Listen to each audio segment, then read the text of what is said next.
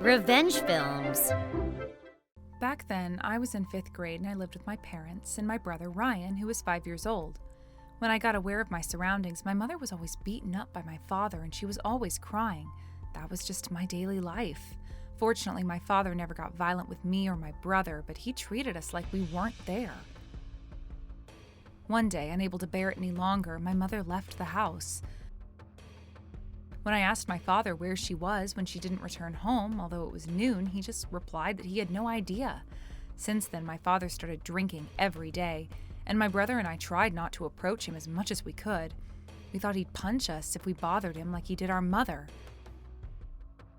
I was still in elementary school, but I had to prepare my meals and do all the laundry all on my own already, and I was busy every day. When a week had passed after my mother had left us, I realized that something was wrong with my brother. He started bumping into things more often and he was spilling more of his food. When I asked him, he said he didn't see very well. I told my father about it. We have no money. We can't take him to the hospital. You look after yourself, okay?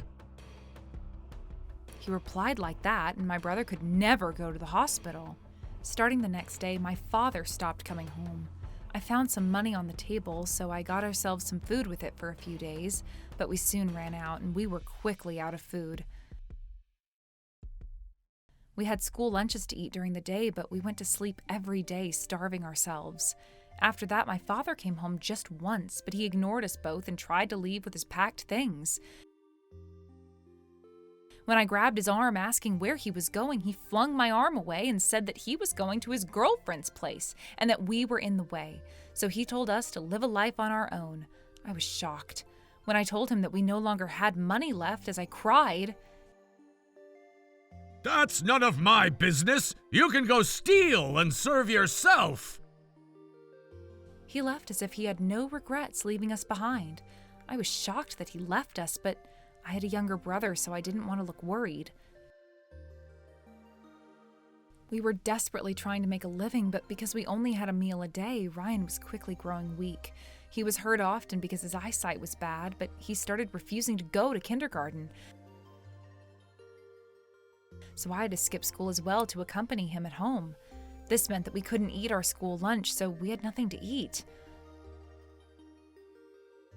One day when I was calming my brother down who was crying out in hunger, and when I was also about to go crazy out of hunger, I remembered the words my father said.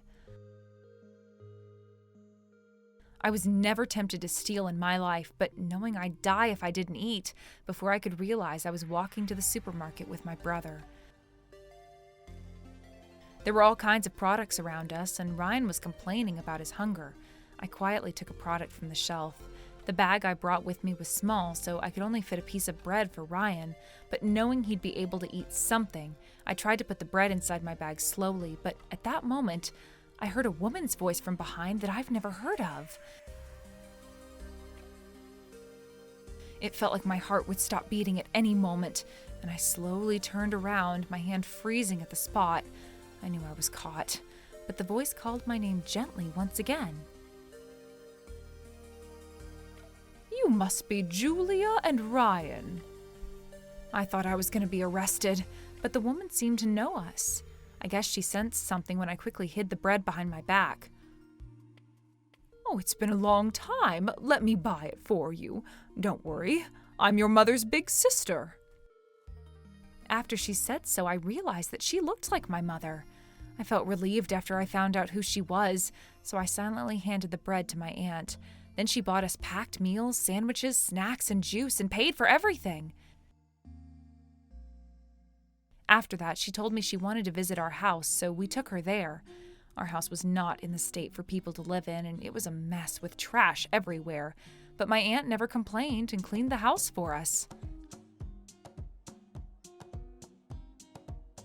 After I told her about our situation and about how our father left us, "Well, then you can move in with me."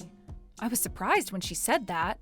"You both are still young. I'll be by your side as your aunt." Then she added that she was glad if we can live with her because she couldn't give birth. The reason she came here was that she heard the rumor that her sister ran away from our father, Bob, so she got worried and came to check on us, but it turned out that our father wasn't here either. Our aunt hugged us tightly. "You're going to be fine from now on. You'll never starve again, and you don't have to be afraid anymore." That made me feel so relieved that I couldn't stop crying.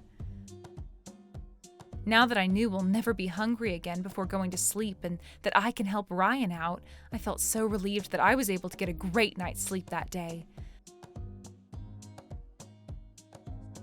Starting the next day, my aunt cooked for us, cleaned for us, and did the laundry, so both Ryan and I were able to go back to school. My aunt was a nurse and single, so I bet she had enough income and savings. She bought us new clothes and new sets of stationery. We were able to take Ryan to the hospital as well. And with glasses, he was able to live a normal life, so his smiles were coming back. My life with my aunt was wonderful. I was worried at first about how long we'll be able to live this happy life, but things went smoothly. And I was soon in my final year of high school, and Ryan was in 7th grade. We spent a happy life every day as if she really was our mother. And she said that I should go to college, but I wanted to make money so that I could return her the favor by getting a job after I graduate. Our happy life suddenly was ruined that day by a small event. That day, my aunt was going shopping with Ryan to a nearby department store. I was at home alone. And the doorbell rang, so I thought it was a package being delivered or something, and I opened the door without thinking about it much. It was my father who forcefully stepped inside. My father smirked as he saw me stand there, unable to even speak out of shock. "Oh, looks like you're living a pretty good life." I was trembling, but when I asked him why he came back, he told me that it was natural for him to come back because he was the master of the house. He did nothing for us, so when I argued that this house was mine, my brother's, and my aunt's, he got really mad. "How dare you act so rudely to your father! I'll teach you what will happen when you argue against your father!" He punched me with full force, and I stumbled back, feeling a piercing pain in my face. Then I lost balance and hit my head at the corner of the table. While I was losing consciousness, I thought I heard my aunt and my brother's voice far away. I lost consciousness, and I woke up. I was in a hospital bed. I was unable to move my body, but when I checked my surroundings by moving my eyes, my aunt was calling my name over and over again as she cried. Ryan was also weeping, and I found out about this later after they had told me about it, but it turns out that I was unconscious and was in a dangerous state, not waking up for a few days. After that, I was hospitalized for a few weeks, but I didn't have to suffer any after effects, and I was able to leave the hospital. Then my aunt and my brother took me to a room in a mansion that I've never seen before. Where are we? "This is our new home," Ryan said as he smiled. Huh? When I looked at my aunt, she was also smiling. When I asked what had happened, it seemed like my father made a run for it after he hit me, thinking he messed up. The two of them quickly called the ambulance, but our neighbors saw my father running away, and he was quickly arrested. Then my aunt told the police about our situation, and he was put behind bars for violence and child neglect. After that, we were officially adopted by our aunt, and she was officially our parent now. Then we moved out of the house. And they planned to surprise me by moving into a nice, spacious mansion where the three of us would live together. My aunt hugged me tightly and said she was glad that I'm alive. When I got to know that she was going to be my real mother, it made me want to cry out of happiness. After that, my mother ended up making me go to college. I'll try my best so that I can return her the favor in the future. How was today's video? If you enjoyed it, please subscribe, like, and leave a comment. Stay tuned for more.